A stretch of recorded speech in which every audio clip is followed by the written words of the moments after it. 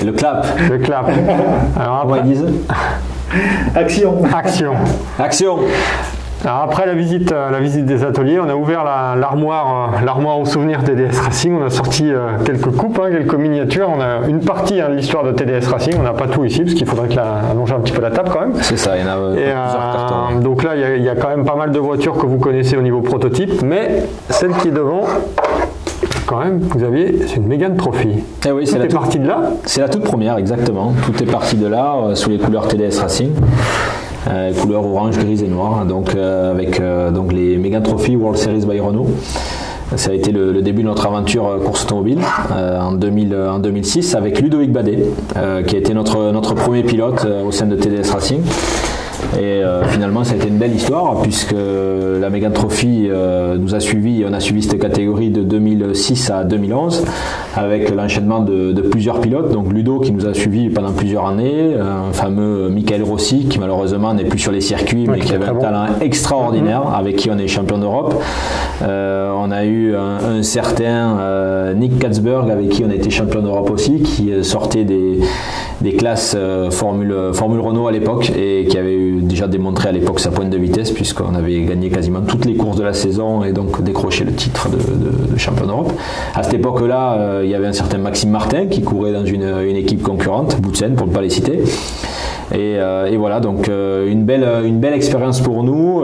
Ça a été très formateur puisque c'est une époque où il y avait des équipes comme Epsilon Euskadi et bien d'autres, Tech 1 Racing et bien d'autres belles équipes qui s'étaient engagées dans ce championnat. Et on peut dire aussi que c'était au sein des meetings World Series by Renault et que c'était des meetings où il y avait 100-150 000 personnes à chaque fois et que c'était la cohue systématiquement sur tous les événements. Ouais, très très beaux événements puisque Renault avait organisé de vraies fêtes du sport automobile. Donc au-delà des voitures de course qui étaient toutes magnifiques pour l'époque, les Mégane, mais aussi on se rappelle des Formule Renault 3.5 et Formule Renault 2 litres, où on a eu finalement tous les pilotes qui sont aujourd'hui dans des Formule 1 sont passés dans ces classes, quasiment tous en tout cas.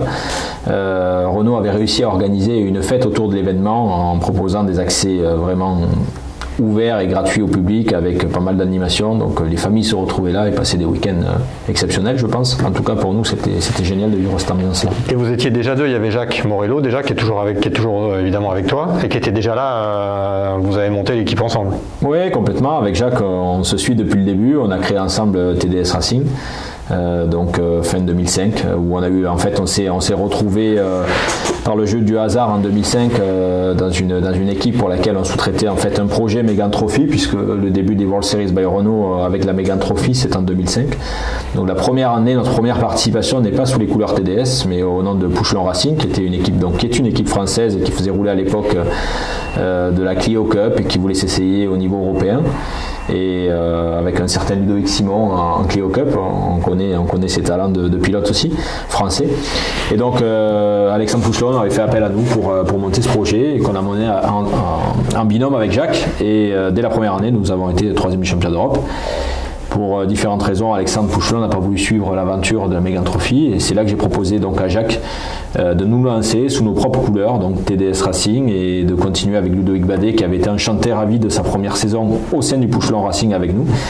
Et c'est comme ça que l'aventure s'est créée. Donc TDS Racing, pour la petite anecdote, ça remonte un petit peu avant, puisque avant l'équipe de course et quand j'avais encore mon statut de pilote, puisque j'ai aussi la chance de rouler en championnat de France Formula Renault, mais là on remonte. J'avais monté une école de pilotage et je voulais l'appeler ProDrive. Et le fameux nom ProDrive était déposé par une équipe et un constructeur de notoriété. Donc il m'a fallu trouver un nom et j'ai dit tiens, Top Drive Service. Et c'est vrai que Top Drive Service c'était pas forcément simple à prononcer et c'était pas très sexy. Donc on a repris simplement les initiales de Top Drive Service qui sont devenues TDS Racing. D'accord. Et vous êtes bien complété avec Jacques qui lui fait plus la partie engineering et toi la partie tout ce qui est autour en fait. Ouais, complètement. Chacun avec son Jacques, rôle. c'est un réel plaisir de travailler avec lui parce que déjà on est complémentaires dans nos approches. Jacques s'est toujours occupé de l'aspect technique et donc du développement des voitures, du suivi à l'atelier, du travail avec les techniciens et bien entendu avec les pilotes. Et les constructeurs, enfin toute la sphère technique et pour ma part je me suis toujours concentré sur la partie donc on va dire sportive pour les courses, démarcher les pilotes, mettre en avant l'équipe sur le plan du relationnel, etc., les différents interlocuteurs que l'on peut rencontrer sur un paddock et en dehors. Donc chacun a sa partie, au final on se complète très bien et c'est un vrai couple hein, au final qui fonctionne entre lui et nous, puisque depuis 2006 finalement on fait chemin ensemble et ça se passe très bien. Ok. Donc à un moment, cette Mégane Trophy, il a fallu l'arrêter. Alors c'est pas forcément de votre fait, je crois, parce que le championnat s'arrêtait. Ouais. Et vous, il a fallu aller vers d'autres cieux, et vous êtes arrivé en endurance. Oui, complètement. En 2011, donc la Mégane Trophy, c'était à 2011, 2011. La Mégane Trophy s'est arrêtée, un petit peu avant, bien sûr. Quand on a vu le vent tourner, puisque le championnat arrivait à sa fin, on a commencé un petit peu à observer ce qui se faisait autour de nous.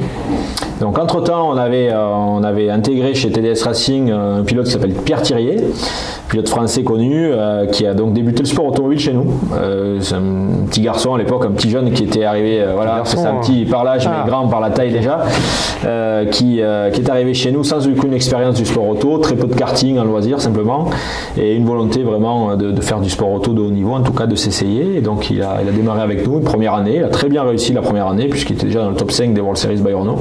Une deuxième année justement en même temps que Katzberg, où il finit vice-champion d'Europe derrière Nick, et il se battait avec lui, donc on voit bien le niveau de Pierre déjà. Et finalement, de par ses bons résultats, d'un commun accord avec Pierre et son père, ça a été de poursuivre l'aventure vers l'endurance. Donc déjà à l'époque, on avait réfléchi au proto, et avant cette deuxième année pour Pierre, on s'était rapproché d'Henri Pescarolo. On était allé le voir, on avait pour ambition peut-être d'acheter une LMP, donc il faisait rouler des LMP1, mais elle pouvait aussi rouler en LMP2 à l'époque, il y avait quelques changements techniques. Donc on s'était rapproché d'Henri pour éventuellement acheter une auto et débuter donc le LMP2 avec une Pescarolo. Pour plusieurs raisons, les choses ne sont pas faites. Mais c'est pas pour ce faire qu'on a lâché prise, puisque d'une part on a déjà monté donc du GT, donc du GT3 à l'époque. Magnifique BMW. Hein. Ouais, exactement, avec des BMW, donc la Z4 qui faisait, donc comme on le disait tout à l'heure, un bruit exceptionnel et qui amenait des sensations superbes. Donc on s'est inscrit en championnat de France et en championnat d'Europe, enfin à l'époque en Blancpain, endurance série. Donc on a eu plusieurs pilotes. Hein, on retrouve Henri Acide, Ludovic Badet, Olivier Plat. Nicolas Armindo. Nicolas Armindo, ouais, tout à fait. On a eu Nick Katzberg qui est revenu chez nous, Pierre Thirier bien entendu. On a eu même Klingman qui était venu pour une course exactement en renfort à Spa-Francorchamps. Donc plusieurs pilotes avec des noms connus qui ont participé donc à l'évolution de TDS Racing en GT. Franck Pereira également plus tard avec Dino Lunardi en GTC en ELMS, et finalement cette voiture on l'a amenée vers des beaux podiums, vers des beaux résultats, puisqu'on fait vice-champion en Blancpain en Pro-Am à l'époque avec Henri Acide et Ludovic Badet, champion d'Europe en GTC en ELMS avec Franck Pereira, Dino Lunardi. Donc voilà, cette voiture on a su la mener au plus haut niveau, on a pris beaucoup de plaisir, et c'est vraiment là qu'on a mis finalement un pied dans l'endurance. Donc pour nous il était indispensable de poursuivre, et ça faisait un moment donc on regardait le proto. Je ne pourrais pas dire, mais c'est stické Endurance Info en plus. En plus. Ouais. Et oui, Endurance Info fêtait ses 15 ans, c'est ça? Ouais, exactement. Et c'est vrai qu'on se connaît depuis le début. Écoute, à mon avis la première c'était pas en Europe. Non. C'était petit Le Mans 2012. Il y a je me souviens, petite armée de Français et tout qui était à l'écart du paddock pour aller rouler en Européen Le Mans Series. Si tu te souviens, je crois que c'était la finale qui était décalée, qui était aux États-Unis en même temps que Petit Le Mans. Et c'était assez. Moi, j'en garde vraiment un bon souvenir. En plus, je sais pas si toi comment tu en gardes un bon souvenir, mais ces déplacements aux États-Unis et tout avec les petits Français, c'était plutôt pas mal. Ouais, le LMS, donc c'était. Là, on a déjà fait le saut dans le proto. C'était notre deuxième année en prototype avec la Oreca 03, elle est où on a une ici. Elle est là, ouais, exactement, la fameuse voiture encore ouverte. C'était notre deuxième année en LMP2, et donc cette année-là on avait une saison assez particulière, écourtée pour des raisons autres que le Covid, fort heureusement, et donc on s'était retrouvé à faire la finale à Petit Le Mans. Ouais. Donc ça avait été pour nous le grand saut, parce que c'était la première fois qu'on partait aux États-Unis. On savait qu'il allait falloir être très concentré parce que les règles étaient différentes, la radio en anglais, etc., avec pas mal de règles changeantes. finalement, on s'est retrouvé là-bas avec plusieurs pilotes, Pierre Thirier, Mathias Bech et Christophe Tinso. Christophe Tinso qui nous avait rejoint pour les 24 heures du Mans déjà, puisqu'on avait fait le Mans à cette époque-là, et c'était en 2012. Et pour notre première participation au Mans, donc on a terminé sur le podium. Donc ça c'était plutôt très très bien, c'était même magique, on ne s'attendait pas à ça. Et donc on finit le championnat à Petit Le Mans et avec le trio, et on gagne le championnat d'Europe là-bas autour des Américains qui avaient bien joué avec nous aussi, avec les règles, etc. Parce que c'est vrai qu'on était allé les titiller en termes de perfo, et on s'était pris un drive-through pénalité un peu dans la dernière heure, soi-disant parce qu'on avait doublé sous drapeau jaune. Bon bref, ça n'a jamais été contrôlé, ça nous a pas enlevé notre beau résultat, donc ouais, ça a été une belle. Mais il y avait un bon résultat à Petit Le Mans qui était en place, hein, s'il n'y avait pas eu cette pénalité là. Ouais, complètement. En fait, on jouait le podium général avec les P1 à l'époque. Donc c'était plutôt sympa d'arriver là-bas, découvrir le circuit, le monde américain, et en plus de se retrouver aux avant-postes.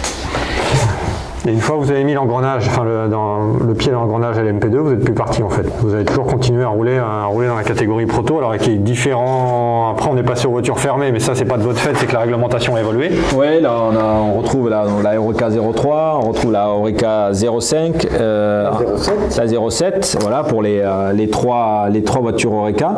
Donc c'est de différentes couleurs, hein, puisque c'est notre particularité aussi depuis très tôt, enfin assez rapidement. Chez TDS, on a proposé à nos partenaires et pilotes de courir sous leur couleur et pas forcément garder l'entité TDS. C'est pour ça que même maintenant, on parlait tout à l'heure de Racing Team Netherlands, de Real Team, on voit bien que les voitures sont engagées sous d'autres noms, mais c'est bien TDS qui opère derrière, sportivement, techniquement. Donc voilà, c'est pour ça qu'on retrouve différentes couleurs. Une petite question. Oui. On a le 46 sur plusieurs voitures. Du coup, vous avez un numéro fétiche ou parce qu'on avait le 46 là, le 46. Ouais, tout à fait. C'est un numéro qui nous a suivi de l'ère à toute l'ère à Thirier by TDS Racing. Bon, il fallait choisir un numéro. Et très rapidement, le choix s'est tourné vers le 46. Pourquoi ? Parce qu'à l'époque, un certain Rossi en moto était en train d'exploser tous les records et roulait avec ce numéro 46. Et on s'est dit que si ça pouvait autant nous réussir de la même façon, il fallait prendre ce numéro. Donc en fait, il n'a jamais quitté le capot de la voiture Thirier. Ah ok. Donc d'où le logo 46 qui rappelle un peu un numéro de moto. Exactement. C'est ça. Ah bah, d'accord. Toujours la petite touche Gazmaster dans le coin, ouais. Parce que toutes ces voitures sont, même la Mégane, toutes ces voitures ont été décorées par Gazmaster. La Mégane aussi ? La Mégane aussi. D'ailleurs, Gazmaster a débuté son activité de graphiste avec TDS et il s'est fait connaître à travers la Mégane. Ouais. Donc c'est une longue histoire. Si vous avez une voiture à faire décorer, il faut absolument appeler Gazmaster. Hein. Parce que vu les décos, tout le monde a encore en souvenir celle-ci. Ouais, exactement. Aussi, hein. Donc on voit bien qu'en fait sur la plupart des voitures, celle-ci, les BM et la Mégane, en fait on voit qu'on est sur une déco asymétrique. On voit que chaque côté de la voiture a une couleur différente. Ça c'est un petit peu la touche de Stéphane. Et bon voilà, donc on ne veut pas le quitter. On a aussi, donc avec chaque voiture un peu correspond aussi un peu un trophée en fonction de ce que vous avez fait. Et d'ailleurs, tiens, le Petit Le Mans, on en parlait, il est là. Ouais, la Coupe de Petit Le Mans, premier en LMP2, le 20 octobre 2012, ça ne nous rajeunit pas, mais les souvenirs sont là. En tout cas, c'est vrai que finalement, ces voitures, on les voit tous les jours en venant au bureau, puisqu'elles sont toutes dans des vitrines, mais de les avoir autour de la table et de se remémorer tous ces souvenirs, c'est plutôt sympa. Ouais, parce que c'est ce que tu disais, la même année, donc vous gagnez Petit Le Mans et le LMS. Ouais. Et vous terminez aussi deuxième au 24 heures du Mans à LMP. Ouais, deuxième au 24 heures du Mans, première participation avec notre ami Christophe Tinso. Alors j'ai pas l'habitude de répéter cette anecdote, mais qui est marquante. Donc Christophe avait je sais pas combien de participations au Mans quand il est venu chez nous, avec tout le talent que l'on connaît de Christophe, etc. Et la perfo qu'il a su amener dans chaque voiture et chaque équipe pour laquelle il a couru. Et finalement, on s'est retrouvé sur ce podium un petit peu, je dirais, bouleversé, parce que surpris par le résultat, parce qu'on ne s'attend pas à faire deuxième des 24 heures du Mans une première année.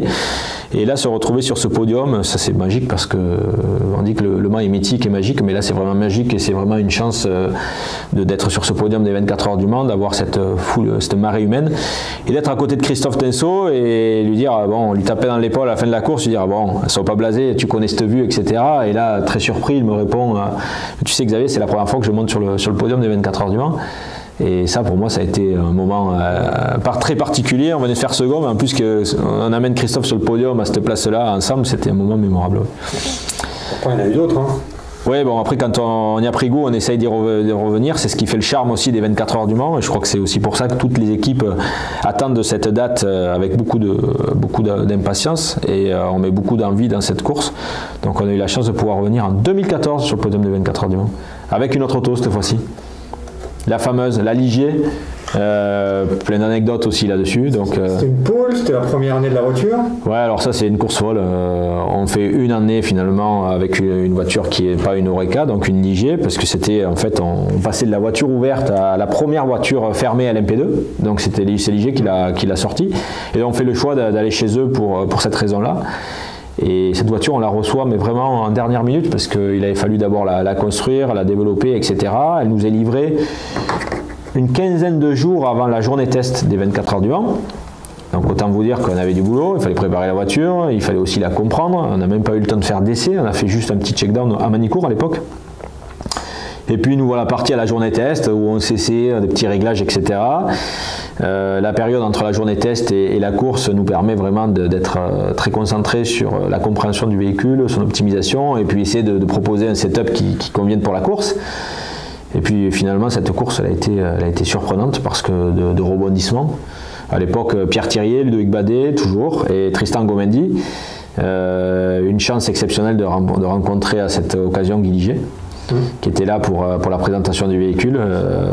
Et donc notre objectif c'était d'amener cette voiture le plus haut possible et le plus loin possible dans cette course. Donc on avait proposé, j'avais dit à Guy, tu sais, mon objectif c'est d'entendre la Marseillaise à la fin de la course, donc de faire gagner la voiture.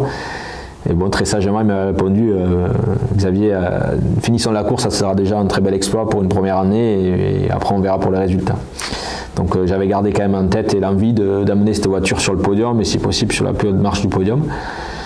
Ça a été un déroulement magique parce qu'on fait la pole position, warm-up, on fait le meilleur temps. On part en course, on est en tête quasiment toute la course et pour un petit souci de fin de course où on a 2 crevaisons et un train avant qui se dessert, on ne sait pas pourquoi, on perd notre avance qui était de près de 1 minute 30 sur le second et pour finir deuxième à je ne sais plus, une vingtaine de secondes du premier du coup. Donc bon, un petit peu de désespoir, mais aussi, il faut le reconnaître, beaucoup de fierté d'avoir amené cette voiture sur le podium du Mans. Donc notre deuxième place avec la Ligier, ouais. Et puis on a enchaîné. Entre-temps, on a fait rouler aussi nos amis russes avec l'emblématique Roman Rusinov et la voiture aux couleurs G-Drive qui parcourt le paddock depuis plusieurs années et plus particulièrement chez TDS pendant 4 années. Donc avec Roman, on a gravi on a fait plusieurs championnats, le championnat d'Europe, le championnat du monde. On a été champion d'Europe avec Roman en 2018. On a bien sûr été une des équipes toujours leader qui jouait le podium des 24 heures du Mans avec Jean-Éric Vergne, Job, Van Utert, Roman bien entendu. Donc ouais, aussi une belle expérience avec cette équipe qui en fait c'est avec eux qu'on a débuté le championnat du monde, puisque ça a été vraiment le passage du championnat d'Europe au championnat d'Europe avec la G-Drive, et également puisque cette année-là on avait intégré nos amis François Perraudot, Mathieu Vaxivière et Manu Collard, ouais, exactement, couleur numéro 28. Donc voilà, ces 2 voitures, la G-Drive et la TDS, parce que cette voiture était engagée sous TDS, on roulait ensemble en championnat du monde. Un sacré équipage, là, François Perraudot, Mathieu Vaxivière et Manu Collard. Bon, déjà, il y a de quoi passer du bon temps. Ouais, en tout point. Déjà. Sur la piste, mais également en dehors. Ouais, clairement, c'est vraiment des super potes. On s'en est fait vraiment des potes et il y a une vraie passion partagée. Et, le travail était toujours fait sérieusement, mais avec toujours une petite pointe du humoristique, j'ai envie de dire. Manu Collard, c'est un peu une légende, un peu quand même. Ouais, exactement. Pareillement, pour nous, en tant qu'équipe, c'est. Pour nous, c'est génial de rouler avec des pilotes comme Manu, ouais, tout à fait. Ouais, ça c'est l'année d'après, donc toujours avec François Perraudot, Mathieu Vaxivière et cette fois-ci Loïc Duval. Loïc Duval qui a aussi intégré TDS Racing, qui roule encore chez TDS cette année à travers Real Team. mais qui avait roulé cette année-là avec la voiture TDS, avec les 2 autres compères, et on fait troisième du Mans avec cette voiture. Donc avec un équipage avec un bronze, puisque François est bronze. Donc c'est la première fois qu'un bronze dans une LMP2 monte sur le podium du Mans. Donc ça c'est aussi une fierté pour nous d'amener un pilote bronze sur le podium du Mans, puisqu'on sait que le rêve de tout pilote, c'est de faire un podium au Mans, voire peut-être de gagner, mais alors d'amener un bronze sur le podium, c'est assez exceptionnel. Donc une nouvelle fois, on a atteint des sommets en amenant ce trio sur le podium. Voiture aux couleurs de la Bretagne. Aux couleurs de la Bretagne, exactement. Et on a aussi on a le trophée aussi de l'ELMS, mais qui correspond aussi avec l'époque G-Drive. Ouais, exactement. Ouais, il y a plusieurs. Bon, là, on a sorti que bien sûr les trophées qui sont les plus marquants, mais c'est vrai que champion d'Europe aussi en GTC avec la BMW, on l'a dit tout à l'heure, en Mégane Trophy, si on revient sur tout titre cumulé, puisqu'à l'époque il y avait les titres voiture, titres pilote pro, titres aussi déjà à l'époque bronze, enfin gentleman. C'est à peu près 11 titres de champion d'Europe qu'on a cumulé à travers la Mégane. Donc finalement, on voit que peu importe le type de voiture, peu importe la couleur et le nom, à chaque fois, TDS a pu amener ses voitures sur le podium final, ou en tout cas s'est battu pour le titre régulièrement. Et il n'y a pas une petite pas frustration, mais c'est pas un petit peu dommage qu'on ne voit plus du coup TDS. Maintenant, le problème, c'est qu'on ne voit plus TDS au final, puisque vous occupez, comme beaucoup d'équipes d'ailleurs, vous occupez en marque blanche via un partenaire. Ouais, c'est vrai que bon, voilà, on aimerait, je ne cache pas, on aimerait revoir une voiture aux couleurs TDS. Maintenant, on a encore quelques années devant nous, donc on a bon espoir de retrouver une voiture aux couleurs TDS.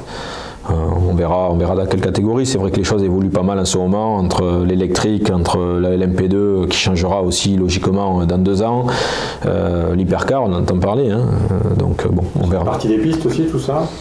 Oui, bien entendu. Notre travail, de toute façon, c'est d'être au contact de toutes ces évolutions, d'être au courant de ce qui se passe, et bien entendu, quand on voit un petit peu le parcours de TDS, on a la légitimité peut-être d'atteindre cette catégorie hypercar, LMH, LMDH, comme ils l'appellent. Donc oui, on y travaille actuellement. Après, on verra ce qui peut en sortir. Et le GT, ça peut faire partie aussi des pistes, ou le GT, la porte, elle est fermée définitivement, ou pas forcément? Non, du tout. On aimerait bien revenir en GT, puisque on voit bien que ce sont une catégorie qui est très compétitive, avec des pilotes de grand talent, des équipes aussi qui sont aujourd'hui spécialisées dans cette catégorie-là. Donc si on a une bonne opportunité, on n'hésitera pas de la saisir pour revenir en GT. Voilà, une petite partie quand même de l'histoire TDS là. Eh oui, quelque part. On a ressorti les souvenirs des cartons. Ouais. Tu t'attendais à autant, ou tu t'attends, je sais pas, un regret quelconque, ou au final les décisions qui ont été prises ont été les bonnes par rapport au championnat, par rapport à un petit peu tout. Quel regard tu portes un peu sur la dernière, on va dire quasiment la dernière décennie? De regrets, non, aucun, que du plaisir. Bien sûr par les résultats, du plaisir aussi, beaucoup de richesse dans les échanges, les rencontres humaines, parce que c'est important finalement.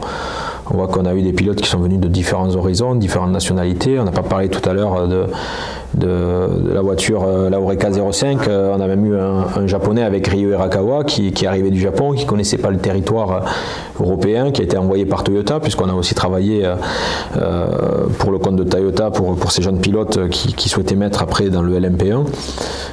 Donc beaucoup de richesse, puisque chacun arrivant avec ses habitudes et ses origines surtout. Au niveau des résultats, si on devait recommencer, je pense que je re-signe pour les mêmes résultats. Quelques regrets forcément, quand on a été si près de la victoire aux 24 heures du Mans sur certaines périodes de course, on aurait aimé la gagner, mais ça on est des compétiteurs et il n'y a qu'un gagnant, et les autres sont un classement qui suit. C'est aussi ce qui fait que les choses restent aussi pimentées et qu'on a envie d'y revenir et qu'on essaie de s'améliorer. Après, très honnêtement, quand on a lancé TDS Racing, c'est clair qu'on avait la volonté de bien faire et de mieux faire que les autres. On est des compétiteurs avant toute chose. Maintenant, si on nous avait dit qu'on aurait atteint ce niveau-là aussi rapidement, puisqu'on l'a dit tout à l'heure, notre première course a été en 2006, on aurait signé, ouais, exactement. Maintenant, vraiment, notre envie, notre volonté, c'est vraiment d'atteindre des catégories comme le DPI aux États-Unis ou le LMDH en championnat du monde. Vraiment, on va atteindre ces catégories-là. Ouais. Bon, Merci d'avoir ouvert l'armoire à souvenirs TDS Racing, hein, Xavier. Écoute, c'est un grand plaisir de partager ces moments avec toi. Hein. Tu offres la possibilité, tu amènes beaucoup d'informations au monde de l'endurance et c'est vrai que c'est quelque chose qui est à noter parce que tu as beaucoup d'assiduité dans cet environnement-là et je pense que tout le monde t'apprécie sur le paddock parce que tu sais aussi entre guillemets amener les bonnes informations, rester à ta place, c'est pas forcément évident. Hein. On a eu plein d'autres journalistes qui ont été décriés dans le paddock. Toi, je pense que voilà, sur ces 15 années, je pense pas que tu te sois fait beaucoup d'ennemis entre guillemets et plutôt voilà. Donc en tout cas, nous on a beaucoup de plaisir à te rencontrer et te recevoir chez TDS. Eh ben, écoute, merci Xavier.